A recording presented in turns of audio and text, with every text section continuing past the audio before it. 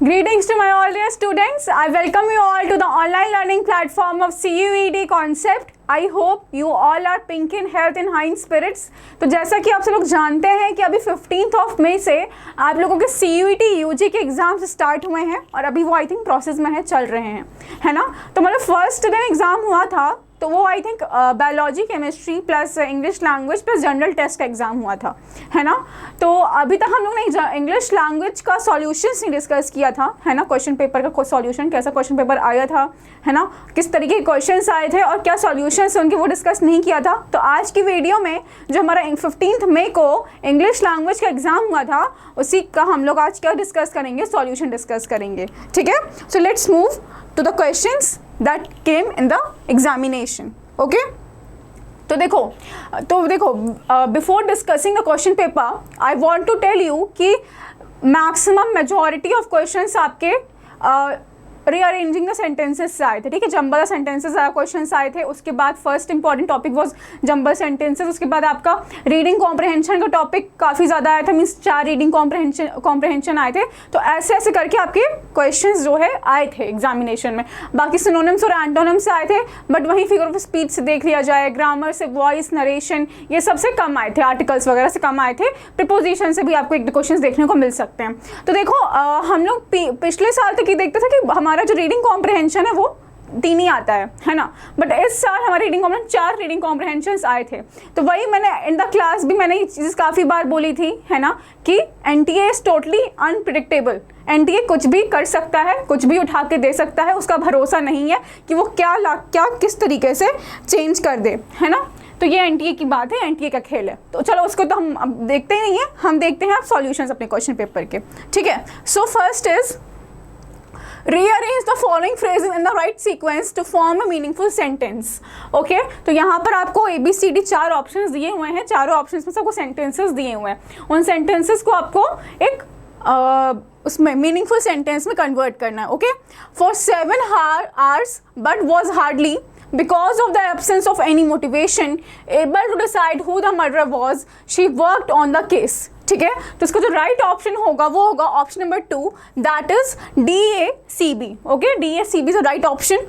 She worked on the case for 7 hours but was hardly able to decide who the murderer was because of the absence of any motivation. Okay, so therefore option number 2 DACB is the right answer. Okay, तो ये जो बच्चा है जिसका भी question, actually question पर किसी student का ही है, तो उसने बिल्कुल सही आंसर टिक किया है ऑप्शन नंबर 2. सो या मतलब इसको देख के लग सकता है कि हाँ इसने पढ़ाई की थी, है ना, और पढ़ा उसने होगा। और ये जो स्टूडेंट है ये हमारा यही CUET कॉन्सेप्ट का ही है ना, CUET कॉन्सेप्ट का ही स्टूडेंट है। तो लग रहा है कि हाँ उसने पढ़ाई की है, क्योंकि ऑप्शन नंबर उसने ऑप्शन सही टिक किया। बाकी आगे देखते हैं हम लोग। और हाँ ये भी है कि देखो 50 क्वेश्चन थे आपको, उसमें आपको 40 अटैम्प्ट करने थे। तो अगर आपने 40 में से अगर अप्रॉक्स 30 से 32 क्वेश्चन सही किए हैं, है ना, 40 में से आपने 30 से 32 क्वेश्चन, ठीक, मैक्स टू मैक्स 35 क्वेश्चन अगर आपने ठीक किया है, सही किया है, 30 से 32 इज़ लाइक बहुत ज़्यादा, ठीक है। 30 से 32 क्वेश्चन अगर आपने सही किया है तो आप एकदम सेफ स्कोर में हो, सेफ साइड पे हो, तो टेंशन लेने की ज़रूरत नहीं है, ठीक है। बच्चे ये बोल रहे थे मैम टाइम कम पड़ गया था, तो बेटा देखो मैंने पहले ही बोला था NTA टोटल अनप्रेडिक्टेबल है। उसने 4 रीडिंग कॉम्प्रहेंशन दे दिया, 4 रीडिंग कॉम्प्रहेंशन बच्चा पढ़ेगा तो टाइम तो उसका जाएगा ही, है ना। तो इसीलिए आपको थोड़ा टाइम आपको अपना मैनेज करना है, ठीक है। चलो नेक्स्ट क्वेश्चन 1 करते हैं हम लोग।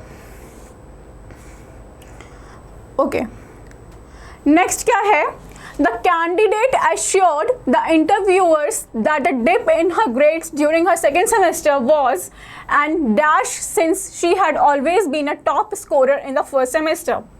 Okay, so the candidate assured that interviews that the dip in her grades during her second semester was an ally. Okay, since she had always been a top scorer in the first semester. ठीक है, sorry not an ally, it's right answer option number 1 anomaly. ठीक है, the candidate assured the interviewers that dip in her grades during her second semester was an anomaly since she had always been a top scorer in her first semester. क्योंकि बेटा देखो ally का मतलब क्या होता है, समथिंग विच इज डिमिनिशिंग, ठीक है। ally मीन्स डिमिनिशिंग, तो यहाँ पे उसके स्कोर्स डिमिनिश नहीं हो रहे हैं, यहाँ पे उसके स्कोर्स क्या हैं, एनोमली है। एनोमली क्या है? Anomaly is generally something which deviates us from the real topic, from the real thing, ठीक है। जो नॉर्मल है, जो रियल है, उससे जो डेविएट हुई चीज़ है, जो उससे अलग चीज़ है, वो क्या होता है? आपका एनोमली होता है। तो वही कैंडिडेट ने इंटरव्यूअर्स को एश्योर किया कि बस ये एनोमली है कि उसका जो सेकेंड सेमेस्टर का ग्रेड्स है वो थोड़ा नीचे हो गया था। Anomaly means something that is different from, deviated from normal, ठीक है। तो ये है। बाकी एडेज का मतलब adages is a kind of proverb और ईडियम। ओके, नेक्स्ट क्वेश्चन क्या है? Match the words in list 1 with the definition in the list 2. तो देखो स्टूडेंट्स, ये आपका वन वर्ड सब्स्टिट्यूशन से क्वेश्चन आया है, ठीक है। वन वर्ड सब्स्टिट्यूशन पे क्वेश्चंस थे आपके। तो थियोक्रेसी, एपोथेकेरी, एंटीक्वेरियन, ये सब मैंने आपको क्लास में बताया था। मतलब अगर बच्चों ने ध्यान से पढ़ा होगा तो एंटीक्वेरियन, थियोक्रेसी, है ना, डेमोक्रेसी, बहुत सारे ऐसे वर्ड्स थे ना जो मैंने आपको वन सेशन में क्लास में कराए थे। अगर आपने ध्यान से क्लासेस ली होंगी मेरी तो आप लोगों को अच्छे से याद होगा, है ना। तो देखो थियोक्रेसी क्या होता है? A government by divine guidance और रिलीजियस लीडर, ठीक है। A government by divine guidance और रिलीजियस लीडर। एंटीक्वेरियन क्या होता है? एंटीक्वेरियन होता है one who collects, studies objects और artistic works from the distant past, मतलब जो पुरानी चीज़ों को स्टडी करता है और उस पर स्टडी करता है, ठीक है।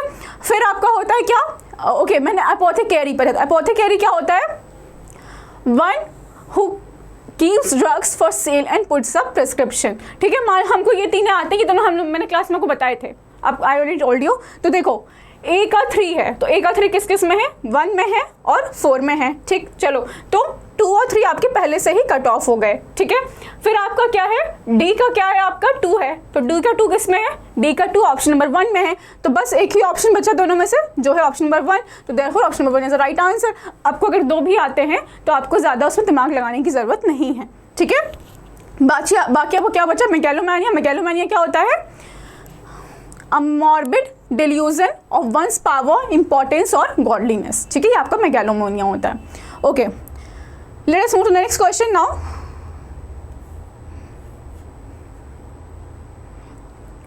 नेक्स्ट क्या है? Fill in the blank with the correct option. A small dash between 2 children ended up as a group fight, ठीक है। तो बेटा ये यहाँ पे होगा a small altercation between 2 children ended up as a group fight. Okay, तो यहाँ पे option number 1 altercation right answer. और I think altercation, match, contest, race, इस तरह के मैंने आपको वर्ड्स क्लास में बताए थे। अल्टरकेशन वाला मैंने बताया था आपको एक बार। तो altercation is kind of a small fight. आप अचानक से फ्रेंडली होते होते जो अचानक से फाइट और फ्रेंडली फाइट जो इमर्ज हो जाती है, वही आपका होता है अल्टरकेशन, ठीक है। Let us move to the next question now.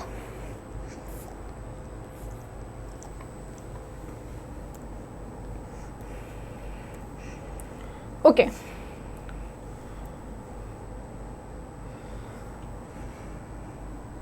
Okay, next क्या है? Replace the underline word with the most appropriate synonym. For some time now, we have been toying with the idea of transferring all our business from physical to online sales only. तो यहाँ पर आपको toying word का synonym बताना है, okay? So first is launch, second is showing, and third is considering, and fourth is careful, है ना? तो right answer is considering. Toying means consider, मतलब बहुत टाइम से हम ऐसा कंसिडर कर रहे हैं कि हम लोगों को अपना मतलब बिजनेस शिफ्ट कर देना चाहिए ऑफलाइन से ऑनलाइन। ओके, तो देखो इस जो बच्चा था, जिस भी बच्चे का ये है, आई थिंक बहुत ही अच्छा था, है ना बच्चा, और काफ़ी पढ़ के गया होगा वो, तो उसने ऑप्शन नंबर 3 ही टिक किया है, कंसिडरिंग। देखो पेन का मार्क भी, तो option number 3 is the right answer, ठीक है। नेक्स्ट क्या है? Select the word opposite and meaning to the underline word. So, at first, the workers were agreeable to the proposals of their manager, but later they were reconciled to the new proposals. ठीक है, तो यहाँ पर आपको reconciled का opposite बताना है, मतलब जो आपका उसका एंटोनिम बताना है आपको. ऑप्शंस है रेजिस्टेंस, एंस्ट्रेंज्ड, कोऑपरेट एंड एग्रीड. ठीक है, तो देखो कंसील्ड का मतलब क्या होता है?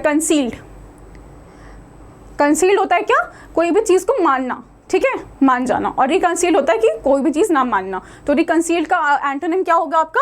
Option number 4 agreed. ओके, तो क्लास में स्टूडेंट्स, मैंने क्लास में आप लोगों को बताया था ये वर्ड भी, रिकंसील्ड वर्ड भी. आप जो बच्चों ने मेरी रेगुलर क्लासेस अटेंड की होगी उनको पता होगा कि मैंने रिकंसील्ड का भी मीनिंग आपको बताया था क्लास में.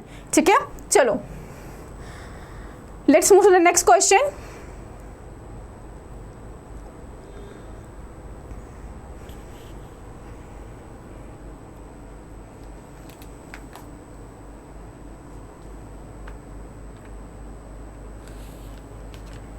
ओके, नेक्स्ट है complete the sentences given in list 1 with appropriate words given in list 2।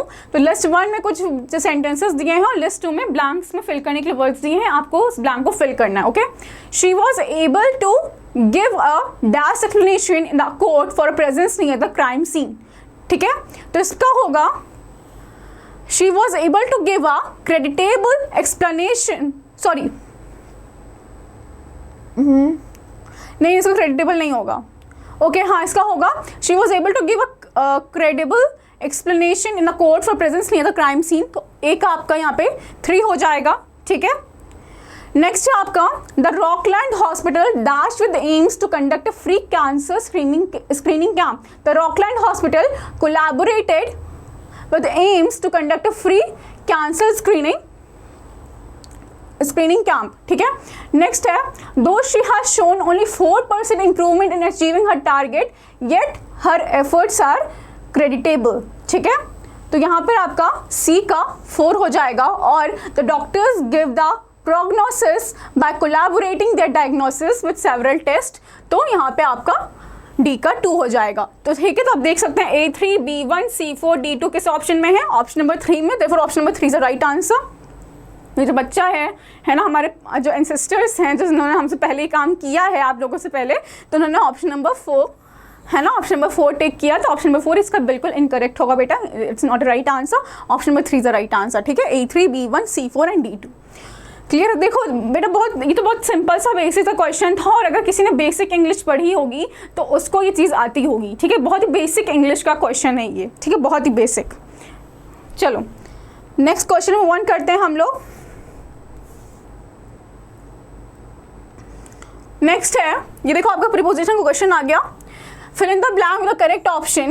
Most of the guest arrived for the concert by bus. तो option number 1 by is the right answer. Most of the guest arrived on the concert by the bus. चलो for the concert, sorry. चलो next question क्या है?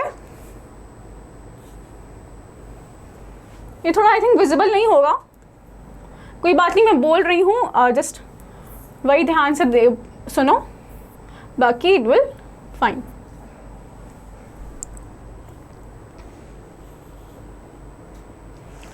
चलो next है, choose the word closest in meaning to the underline word. Why did you make the flippant remark about the choice of clothes? Why did you make that flippant remark about the choice of clothes? तो आपको flippant word का क्या बताना है? Synonym बताना है। फ्लिपकार्ट नहीं, flippant है ना। फ्लिपेंट वर्ड का आपको सिनोनिम बताना है। ऑप्शन सा सरकास्टिक, डिसरिस्पेक्टफुल, कैजुअल और इंडिफरेंट। तो option number 2 the right answer. Flippant का मतलब होता है डिसरिस्पेक्टफुल, ठीक है, अपमानजनक कमेंट। ठीक है, तो right synonym will be disrespectful. Next क्या है? Select the word opposite in meaning to the underline word. ठीक है, तो the thief showed his disbelief when informed that his partner had been arrested। ठीक है, तो यहाँ पे showed आपका अंडरलाइन वर्ड है, आपको showed का एंटोनिम बताना है। तो showed का एंटोनिम क्या होगा आपका? कंसील्ड। ओके, कंसील्ड का मतलब वो वाला कंसील नहीं जो मैंने पहले बताया। कंसील्ड यहाँ पे अलग है, ये CEA है। कंसील्ड वो रिकंसिल्ड था, वहाँ पे आई था, यहाँ पे EA है ना। तो कंसील का मतलब होता है कोई चीज़ छुपाना, हाइड करना, और शो का तो दिखाना होता है। ठीक है, तो ये तो क्लियर है। तो उसका राइट एंटोनिम क्या होगा? Option number 2 concealed. चलो नेक्स्ट क्या है आपका? The president finally had to dash the demands of the public for his resignation. तो right answer will be option number 4 condone. ठीक है, the president finally had to condone the demands of the public for his resignation. Condone का मतलब क्या होता है? Finally had to accept the demands, मतलब public president से कह रही थी कि आपको वो रिजाइनेशन देना होगा, तो प्रेसिडेंट ने उस डिमांड को एक्सेप्ट किया। ठीक है, नेक्स्ट क्या है? Rearrange the following parts of a sentence in the correct sequence to form a meaningful sentence। ठीक है, तो यहाँ पे आपको यहाँ फिर से आपको पार्ट्स दिए हुए हैं, आपको इसको मीनिंगफुल सेंटेंस में कन्वर्ट करना है फॉर ऑर्गेनाइजेशन। तो इसका राइट आंसर होगा ऑप्शन नंबर 1। ठीक है, मैं मतलब पढ़ नहीं रही हूँ क्योंकि हम सॉल्यूशंस डिस्कस करें, तो ऑप्शन नंबर 1 इसका राइट आंसर होगा। ओके, और for organisations which provide services to customers on a face to face basis the quality of the relationship between customers and employees with whom the deal is very important। तो A, B, D, C is the right answer। Option number 1 is the right answer। ठीक, तो फिर से देख सकते हैं यहाँ पे rearrange का क्वेश्चन आया है। इसके बाद देखिए ये फिर से आपका रीअरेंज का क्वेश्चन है, rearrange the following parts of sentence in the correct sequence to form meaningful sentence. तो इसका क्या राइट आंसर होगा students? What is right answer? तो right answer will be option number 4 ADCB. Okay, as a concept fundamental to ethical theory and political philosophy, justice is associated with the notion of equity and equality, especially with the injunction of treats equal equally. So therefore option number 4 ADCB is the right answer. चलो, तो ये भी हमारा जो student है जिसने उसका question paper उसने इसको सही मार्क किया है, it is option number 4. Great student. चलो, पता नहीं वो वीडियो देख भी रहा होगा अभी कि नहीं देख रहा होगा. चलो, ये देखो, ये आपका कहाँ क्वेश्चन आ गया, ईडियम और फ्रेजेस का क्वेश्चन आपको यहाँ पे आ गया. ठीक है, तो यहाँ पे आपको एक लिस्ट में ईडियम दिया हुआ और एक लिस्ट में उसकी मीनिंग दी हुई है. आपको ईडियम से उसकी मीनिंग को मैच करना है ना. You have to match it. Blow the gaff. Blow the gaff मतलब किसी भी चीज़ की शुरुआत करना. To give a new start to something, blow the gaff, है ना. तो क्या होगा? ओके, तो ब्लू द गैप का मतलब हुआ बी फुल ऑफ एनर्जी, मतलब बहुत ही एनर्जी से भरे रहना और किसी भी नई चीज़ की शुरुआत करना. ओके, ऐसा होता है ब्लो द ट्रम्पेट, मतलब बहुत ही एनर्जी से किसी भी चीज़ की शुरुआत करना. ब्लो द गैप मतलब बहुत ही एनर्जी से किसी चीज़ की शुरुआत करना, that is be full of energy. ठीक है, नेक्स्ट क्या है?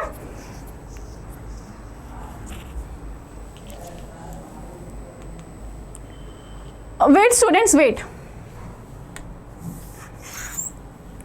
नहीं, बी फुल ऑफ बीन्स का मतलब है बी फुल ऑफ एनर्जी. ये मैंने क्लास में आपको बताया होगा. फुल ऑफ बीन्स का मतलब है फुल ऑफ एनर्जी. ठीक है, ब्लो द गैप का मतलब है क्या? Diverge a secret. Okay, blow the gap का मतलब है डाइवर्ज अ सीक्रेट. तो ए का आपको यहाँ पे 3 हो जाएगा. हम देखते हैं ए का 3 और सी का 4 किस में है. तो देखो ऑप्शन नंबर 4 में आपका ए का 3 प्लस सी का 4 है. तो देखो option number 1 right answer A3 B1 C4 and D2. Okay, so therefore option number 1 is the right answer. Let us move to the next question now. और देख लेते हैं. B का 1 है, at the end of your tether means feel unable to deal with something. Okay, और want to curl up and die मतलब feel terribly ashamed and embarrassed, मतलब बहुत शर्मिंदगी महसूस होना. Okay, चलो नेक्स्ट क्वेश्चन मूव ऑन करते हैं हम लोग. देखो फिर आप यहाँ पे प्रपोजिशन क्वेश्चन आ गया. ठीक है, तो यहाँ पे देखो एक में आपका सेंटेंसेस दिया हुआ है और लिस्ट में आपका प्रपोजिशन दिया हुआ है जो वहाँ पे फिल होनी चाहिए, है ना. तो आई थिंक इसका जो राइट ऑप्शन होगा वो तो होगा ऑप्शन नंबर 1. ठीक है, the edited version of a article is indistinguishable from a first version, है ना. तो ए का आपका यहाँ पे 4 हो गया. I just don't feel any affinity with his prose style, it's too caustic. तो बी का 1 हो गया.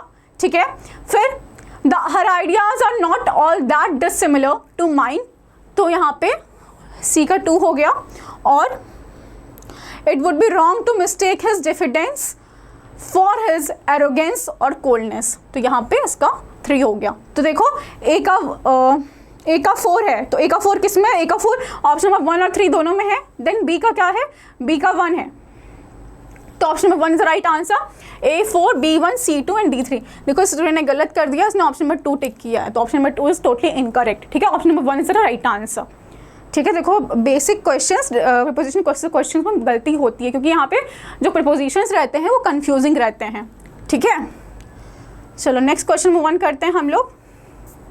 वो हाथ आ गया किसी का, डोंट माइंड दैट. हाथ फिंगर आ गई. ठीक है, उसको माइंड मत करना कोई. चलो नेक्स्ट क्वेश्चन क्या है? Rearrange the parts in the correct sequence to form a meaningful sentence.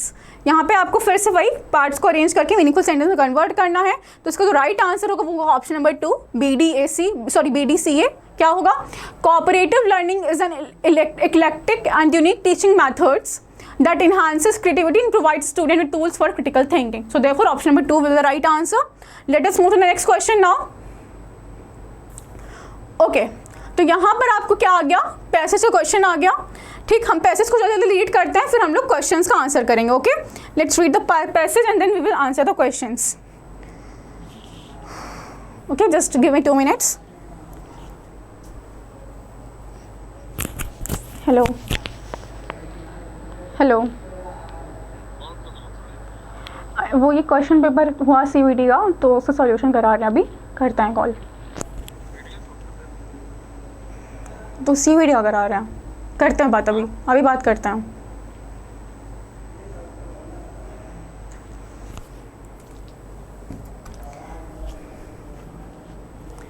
Okay चलो नेक्स्ट क्या है, read the given passage and answer the 6 questions that follow. तो यहाँ पे पैसेज है, उसके नीचे से कुछ 6 क्वेश्चंस है।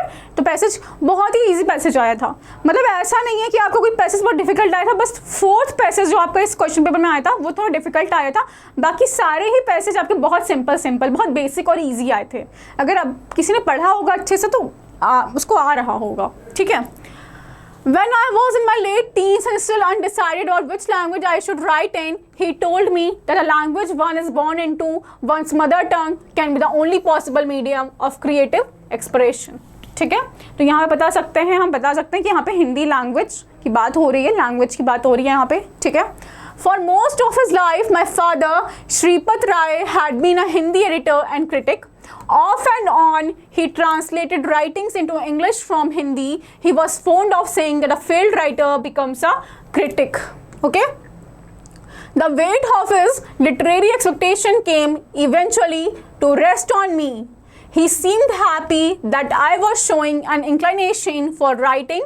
She will go far, he told my mother after reading the first story that I sent him from Melbourne. ठीक है? My father's pronouncement on the mother tongue stayed with me when I later started writing fiction in Hindi. Another thing that I barely acknowledged even to myself was that I felt something like shame whenever I thought of writing in English. It seemed wrong for a granddaughter of Prem Chand even to be thinking so. Our family had a certain linguistic pride. I knew that Prem Chand was famous, but I had not at that time realized the extent of his popularity. तो यहाँ पता चल सकता है जो प्रेमचंद, जो हमारे हिंदी के राइटर हैं प्रेमचंद, उनकी जो ग्रैंड डॉटर है वो ये राइटिंग लिख रही हैं, उनका ये नरेटिव, ये प्रोज है, ठीक है। क्या है ये आपका क्या है आपका ये नरेटिव, ये नरेटिव पैराग्राफ है ना, जिसमें जो राइटर होता है नरेट करता है अपने story. The fact that I was a granddaughter of Premchand followed me everywhere. Everyone had a story to tell about the personal engagement with his fiction, the shopkeeper, the long-time cook in my father's Delhi house, a tea vendor, etc. The list was long, for there was practically no one who had not read something by him that had moved them. However, it was this very ubiquity, the reverence and love that inspired in people that made of him something too large for me to comprehend in the early years of my life. It led also the strange feeling that without having read him and just by being related to him, I had somehow inhaled his writing. The reading happened much later. Okay, तो ये आपका passage था। Let's see क्या क्या questions है इसके। The author grew up with the expectation that she would take up what? Option number 3, creative writing. Okay, so option number 3 is the right answer. Creative writing is the right answer. Okay, let us move to the next question now.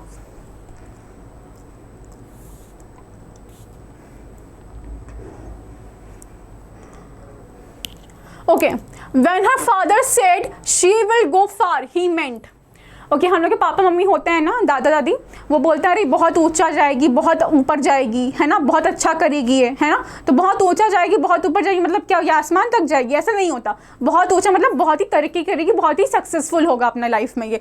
तो क्या होगा, option number 2 is the right answer. She will achieve great heights in life, ठीक है।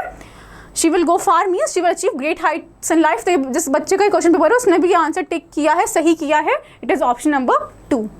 Okay, so let us move to the next question now.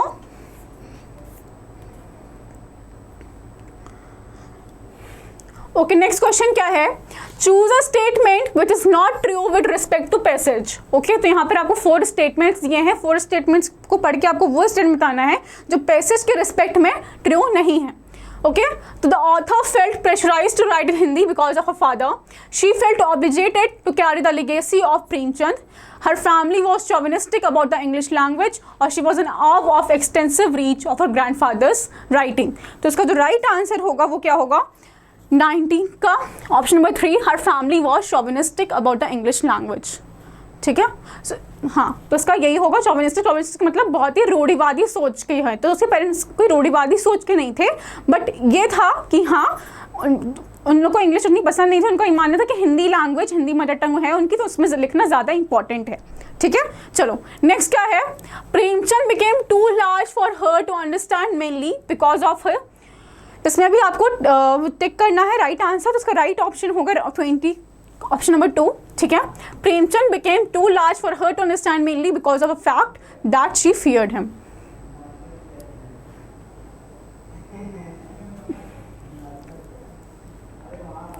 Wait नहीं, ऐसा कुछ नहीं है। This is the Premchand became too large for her to understand mainly because of his ability to connect with people from all walks of life. ठीक है, तो option number 2 is a right answer, sorry option number 1 is a right answer, क्योंकि उनकी जो वो हर लोग से, किसी भी जिंदगी के किसी भी पड़ाव के इंसान से प्रेमचंद जो है अपनी राइटिंग में उनको वो कनेक्ट कर लेते, तो therefore option number 1 is a right answer. Okay wait, यहाँ पे सिर्फ ये नहीं है, यहाँ पे ये भी है ना, तो उसके अकॉर्डिंग करना है। तो यहाँ पे आई थिंक ए और C is the right answer, तो option number 2 A and C is the right answer, A and C only. His ability to connect with people from all walks of life as well as the kind of love and reverence that he inspired in people.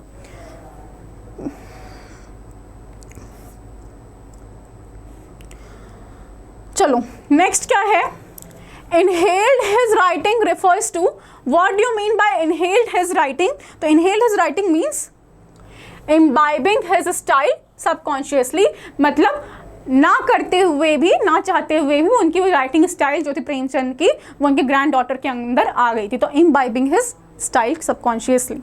Next क्या है, choose the correct meaning of the word ubiquity as it appears the passage. What do you mean by ubiquity? तो ubiquity means omnipresence, omnipresence means जो हर जगह present रहता है, that is ubiquity. ठीक है, one who is present everywhere and all, that is ubiquity and that is omni presence. ठीक है, ओमनी मीन्स एवरीवेयर और प्रेजेंट मीन्स हर जगह, सॉरी ओमनी मीन्स प्रेजेंट और omni means everywhere and present is होना, तो हर जगह जो होता है वो ओमनी प्रेजेंट है, ओमनी प्रेजेंस है उसका।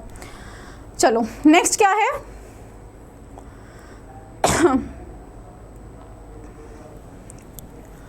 Free will is ability, next passage है आपका, free will is ability to decide and act free from any influence of past events और environment. It implies complete freedom to make any choice absolutely. We clearly don't have free will. Our decisions and actions are never divorced from our past. We have a conditioned mind. Our memories, past impressions and experiences bias and shape our thoughts and actions in the present. It is our karmic imprint, not just what we are born with, but also what we accumulate while living. We can consider it as the result of a genetic code, upbringing and environment. It's our backstory. The only way to experience free will is to get rid of all such conditioning, to neutralize our karmic imprint, to be independent of our psychological coding.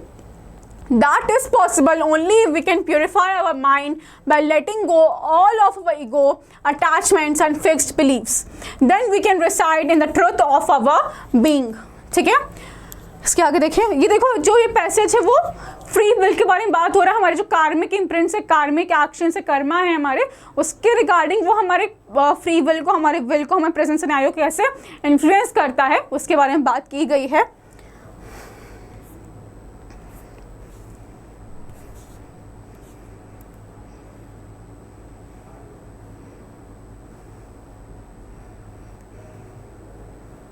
Okay, I know थोड़ा visible नहीं होगा ये, but मैं बोलती जा रही हूँ तो सुनते जाना।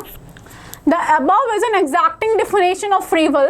What we commonly mean by free will is that we have a choice in most situations, like who you choose to marry, what profession you pursue, or how you react to someone's aggression. Sounds reasonable, but here is a catch. Our ability to make that choice too is significantly dictated by our predispositions.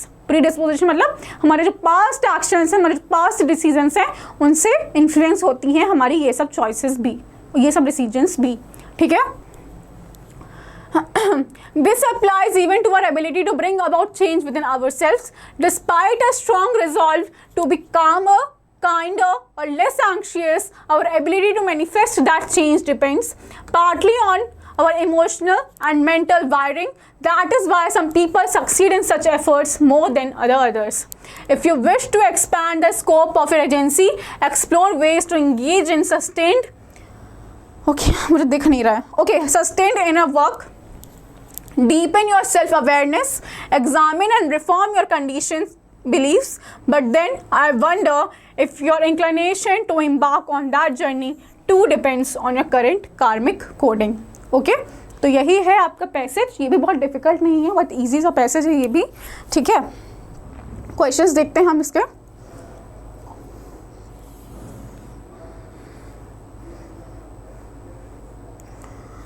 Okay, the author argues that humans don't have free will because author argue करता है कि हमारे humans के पास free will नहीं होती है. क्यों? क्योंकि option number 1, our decisions are shaped by past events and environmental influences. Okay, next है karmic imprint referred to in the passage implies. What do you mean by the karmic imprint? So it is 24, option number 2. Karmic code is our genetic code, upbringing and environment है हमारा जो. ठीक है, जो हमारा genetic code है, हमारी जो अपब्रिंगिंग है और हमारा जो इन्वायरमेंट है, दैट इज कार्मिक इम्प्रिंट.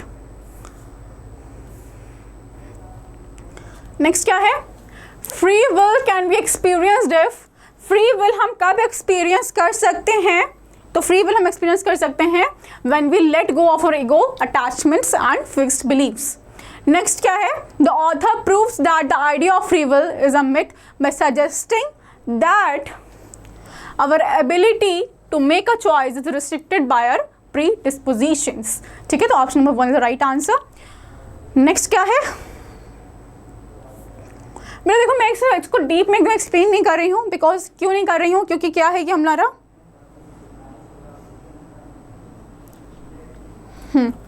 क्योंकि क्या है ये हमारा सॉल्यूशन डिस्कस कर, तो मैं एकदम अच्छा से एक्सप्लेन, मैं क्लास तो ले नहीं रही हूँ, जब मैं अच्छे से मैं एक्सप्लेन करूँगी. ठीक है, जब हम क्लास लेंगे तो हम एक्सप्लेनेशन भी देंगे आपको. मतलब हमें सॉल्यूशन बताना ज़्यादा इंपॉर्टेंट, मोर इंपॉर्टेंट, तो इसलिए हम सॉल्यूशन बता रहे हैं आपको. ठीक है, चलो नेक्स्ट क्या है?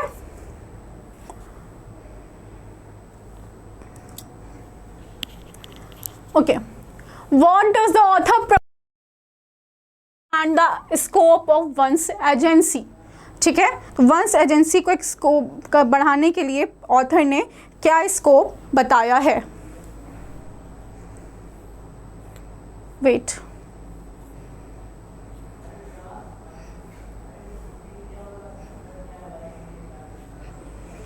तो बेटा option number 2 is the right answer. engaging in sustained inner work and self awareness. इससे हमारी क्या है, जो एजेंसी है, जो हमारा जो बिलीफ है वो बढ़ेगा. ठीक है, नेक्स्ट क्या है? What do you think could be suitable title for this passage. तो suitable title can be option number 1, definition of free will. ठीक है, फ्री विल क्या होती है एक्चुअली में, इसकी डेफिनेशन है, वही बात ही हो रही है. तो option number 1 is the right answer. चलो, let us move to the next question now.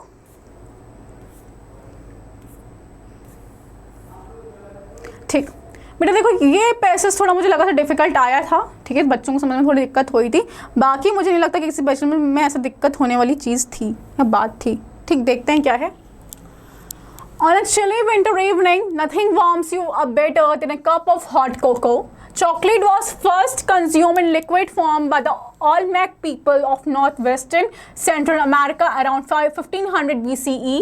It was even enjoyed by the Aztec emperor Montezuma, and the Aztec word for it, chocolatl, pronounced as xocoatl, evolved in the English word chocolate. But the Aztecs didn't serve their cocoa hot, and since sugar had not yet arrived from Europe, back then the drink was often flavored with peppers and spices. It may not have been quite as indulgent as today's version, but it was more palatable. Palatable मतलब बहुत tasty थी, है ना?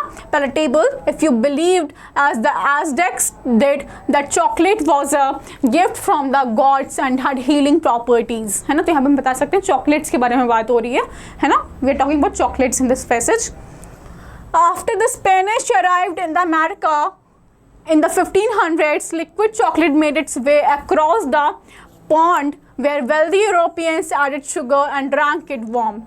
In chocolate history, culture and heritage, author Bertram Gordon says hot chocolate became the beverage of the aristocracy.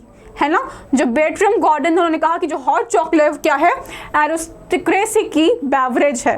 Aristocracy मतलब जो high class people हैं, जो rich people हैं, उनकी बेवरेज है ये, है ना?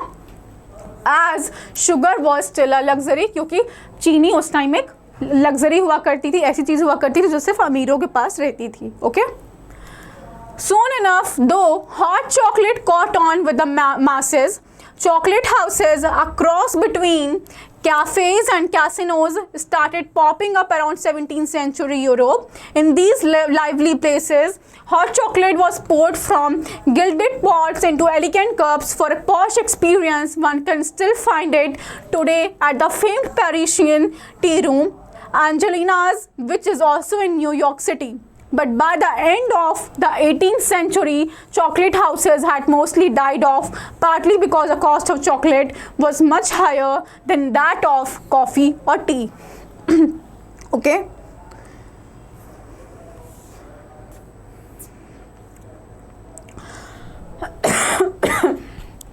Next क्या है?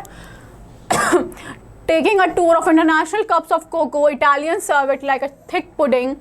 Colombians serve it with a dollop of soft cheese, while Mexicans punch it with vanilla, chili powder and cinnamon, and Filipinos serve it with mango chunks. Okay, तो यहाँ पे बात हुई अलग अलग टाइप के लोग, अलग अलग जगह के लोग चॉकलेट्स को किस किस तरीके से सर्विंग करते हैं. ठीक है, चलो ऑप्शंस देखते हैं. क्वेश्चंस मतलब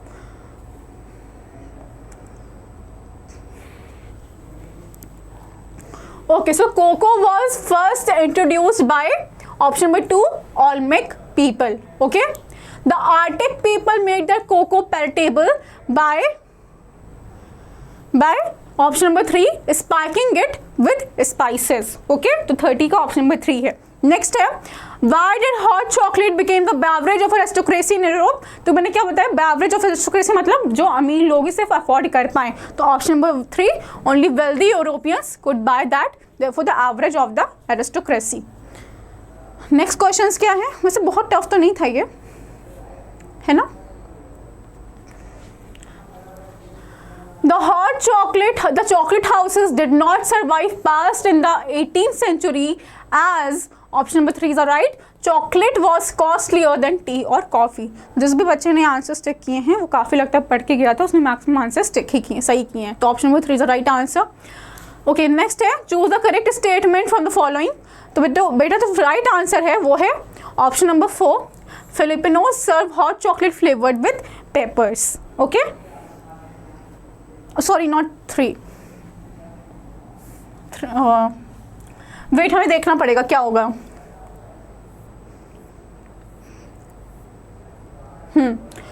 okay, Colombian serve with dollop of soft cheese, while Mexican punched it with a vanilla, chili powder, cinnamon, and Filipino serve it mango chunks. I think option number 3 is the right answer. हाँ, Colombians serve hot chocolate topped with a dollop of cheese. ठीक है. Next क्या है, choose the correct meaning of the line expression of the following sentence. Soon enough, though hot chocolate caught on with the masses. What do you mean by the word caught on? Caught on मतलब option number 2 became popular among the commoners. मतलब जो common लोग थे, जो general people थे, उनके बीच में भी मतलब कॉमन बन गई है क्या, चॉकलेट. किन किन लोगों का चॉकलेट का नाम सुन चॉकलेट खाने का मन करने लगा? बहुत सारे बच्चों को चॉकलेट का नाम सुन के चॉकलेट खाने का मन करने लगा होगा. ओके स्टूडेंट्स, वो फिर भी इजी था। ये मैं आई थिंक पैसेज तुम लोग को टफ लगा था, ये बहुत सारे बच्चों ने बोला था पैसेज मैम ये वाला थोड़ा टफ लगा है हम लोगों को, है ना। चलो देखते हैं क्या डिफिकल्टी है इसमें, क्या है। Coffee's genetic makeup is no trivial concern. To million tons of the crop were grown and sold in 2022-23. The coffee that we drink comes from two species, coffee canephora, which is also known as Robusta, and coffee arabica, known as Arabica. In many cases, beans from the two species are blended to make a brew, but the beans of single species are also roasted and sold. Overall, Arabica beans represent around 56% of all coffee sold. Most genetic variation in living organisms come from hybridization with other species. However, this is relatively rare event for coffee Arabica because it has more than 2 copies of each chromosome, a phenomenon called polyploidy. Coffee canephora has 2 copies of each chromosome, but coffee Arabica contains multiple copies. This makes it much more difficult for Arabica to interbreed with other species. As a result, coffee Arabica's main source of single nucleotide variation is mutation, which occurs at a steady rate over time. However, the species is also relatively young, having formed as a hybrid of Robusta and coffee eugenioids. Another coffee species that is not widely cultivated within the past 50,000 years. From that single plant, which has basically no variation, you create the whole species, and then the variation is only the novel mutations that have occurred since that event. Despite this, there is substantial variation in the physical characteristics of the Arabica coffee plant, including different flavor of profiles in the beans and variations in disease resistance, says Emeritus geneticist Juan Medrano at the UC Davis Coffee Center at the University of California, Davis. We are always talking about low variability at the DNA level, but there is variability at the structural level, at the chromosomal level, at the level of deletions and insertions, Medrano says. It is insertions. अब यहाँ पे questions हैं हमारे, तो यहाँ पे coffee के बारे में बात हुई है कि कॉफ़ी किस तरह की म्यूटेशन से, हाइब्रिडेशन से डेवलप होती है। तो first is which of the following varieties of coffee is the most sold in the world? So it is coffee Arabica, option number 2. यहाँ पे दिखा था 56% sold होती है ये, तो coffee Arabica is the right answer. Next क्या है? Which of the following species of coffee has more than 2 copies of each chromosome? तो it is option number 1 Arabica. Okay, question number 1 ही होगा Arabica इसका भी. Next क्या है? Which of the following statement is true about coffee Arabica? तो option number 3 is the right answer. It displays the phenomenon of polyploidy. ये polyploidy का जो phenomenon होता है ये इसको डिपिक्ट करती है, रिप्रेजेंट करती है अरेबिका कॉफ़ी जो होती है। नेक्स्ट क्या है? Which of the species of coffee developed only in last 50,000 years? Last 50,000 years में कौन सी species develop हुई है कॉफ़ी की? So it is option number 3 again Arabica. ठीक, नेक्स्ट क्या है? Which of the following types of variability is not very high for coffee Arabica? तो इसमें से होगा 39 का option number 4 variability at the DNA level. ठीक है, variability at the DNA level ये बहुत हाई नहीं है कॉफ़ी अराबिका में। ठीक है, जो नहीं देखा जाए तो कॉफ़ी अराबिका के बारे में ही सारे क्वेश्चंस आ गए हैं, है ना। Choose the statement that is factually incorrect the options given below. तो इसका जो राइट आंसर होगा वो होगा option number 3, due to its genetic makeup novel mutations are not occur in the species coffee arabica. Okay, clear है? चलो और questions देखते हैं हम लोग। Rearrange the following phrases in correct sequence to form a meaningful sentence.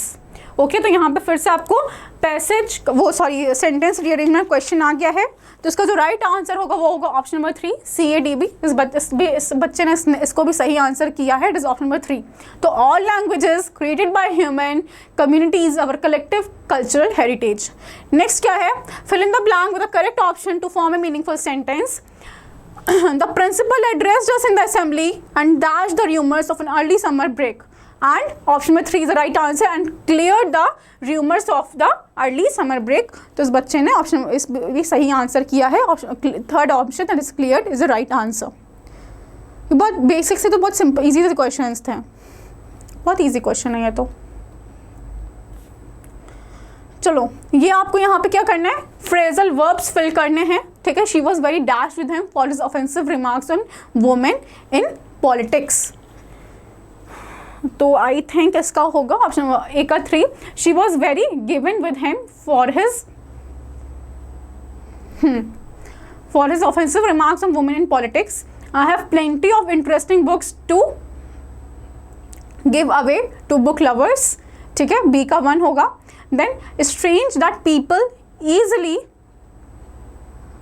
Cut down to temptation and रूइन there reputation, ठीक है।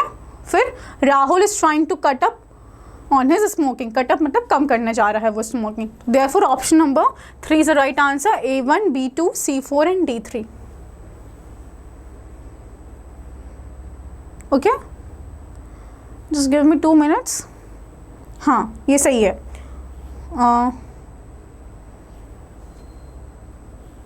Sorry no no no not this, मैंने बोला था ए का 3, तो option number 4 is right answer, A3, B1, C4 and D2 this is the right answer.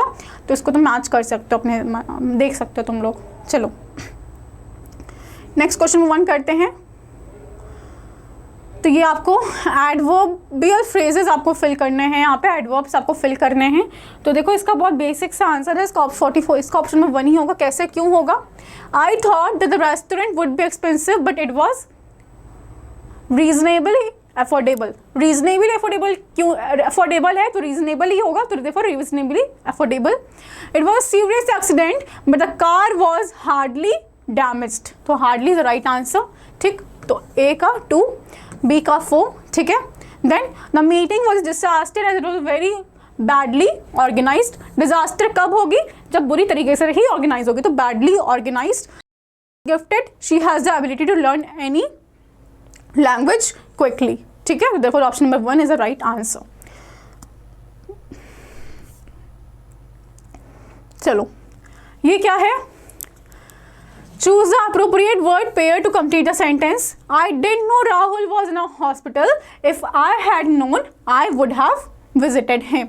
Therefore option number 2 ये past perfect का है। पास्ट परफेक्ट अगर मुझे पता होता है मैं उसको विजिट करती। ठीक, पास्ट परफेक्ट टेंस का वो है क्वेश्चन है, ठीक, कंडीशनल सेंटेंस है। तो therefore option number 2 is the right answer. I didn't know Rahul was in a hospital, if I had known I would have visited him.